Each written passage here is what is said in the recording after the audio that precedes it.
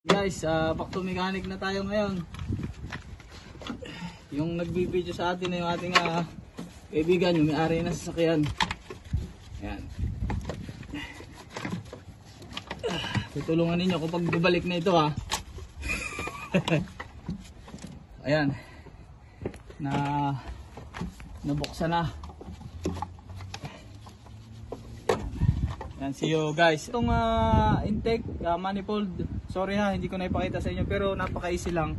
Pero ipapakita ko sa inyo yung mga dapat isauli, saka yung bago tanggalin kanina. Ito yung clamp.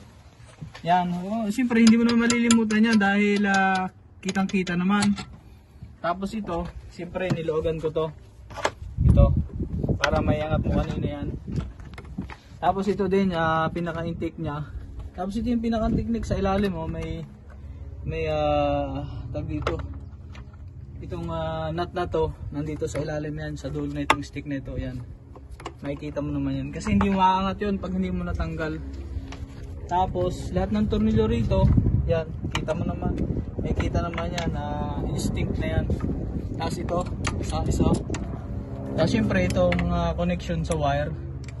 Tapos ito, careful lang sa pagtatanggal ng mga ganito kasi nadudurog. Tapos may dito pa, may isang nakatago. Ito. Ang laki niyan ito. Ito yung pinakang bolt niyan. Nakatago yan dito. Pero makikita mo rin kahit hindi ka gumagawa. Ang pinaka-importante, alam mo yung safety. Thank you so much sa aking kaibigan! Natanggalan namin yung intake kasi napakahirap talaga tanggalin ng Hyundai 2009 model kasi yung spark plug nandito.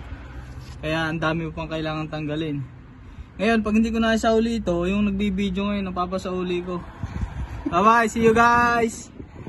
Okay, natin yung spark plug. Ito yung pinaka-technique, maiksi lang yung gagamitin nyo para madukot. Dito yan, ilalagay yan.